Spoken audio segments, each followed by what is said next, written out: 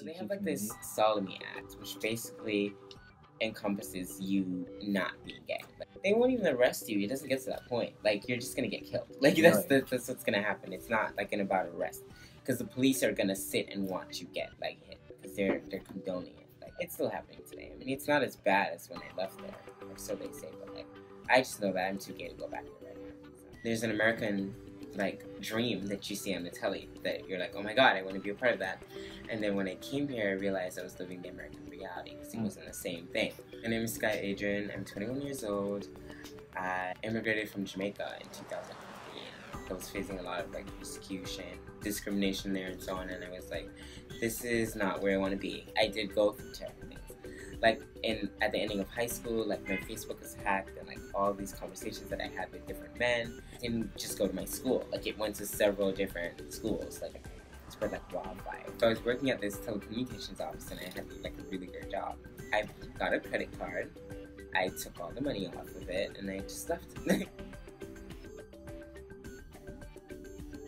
Never met them before. Like, this was my first time seeing this. It was okay, because I mean, they didn't think that I was gay. My grandmother spoke with them and told them that I was gay, and then that was when the problem began. They didn't want to get a child in their house, and they think that gayness is like contagious. Like, you know, they think that you can catch it from being around me. And that was just the beginning of the problem, because now that you're on your own, like you're homeless, you can't even get food stamps to buy food because you're an immigrant. You can't get like a social security to get a job because you're an immigrant. I'm generally like a very optimistic person. Like, I always feel like good things and bad things happen to you for a reason, and everything's like a learning experience. Mind you, in the moment of it, I won't feel like that. But the minute that I actually calm down and I'm like, Skye, this happened to you because you know you can handle it.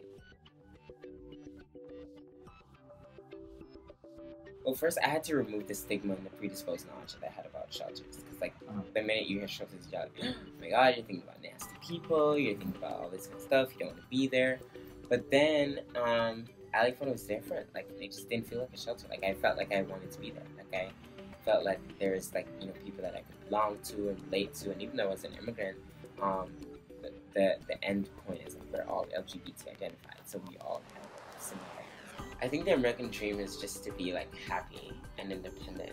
Happiness to me is like walking to your own apartment, regardless of it being like a room sublet or like your own apartment. Just pushing your own key in there and like having your lease on a name, or the simple fact that this is your place, this is your solace. Like, that's the dream to me right there. Because like 2 years ago, I wasn't even thinking about that. Like, that was not an option.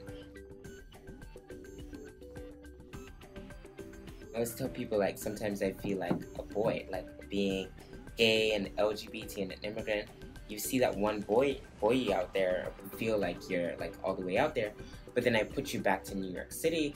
Is that even though this is a huge city, all those boys or boy is connected with these little wires that you don't necessarily see.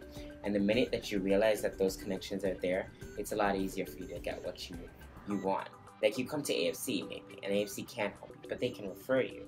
So there's all these different connections that happen that once you actually sit down and realize, you are your best advocate. Like, you know what you want. So you should be there sitting and say, this is what I want. And these people are put in place to like help you get to that point.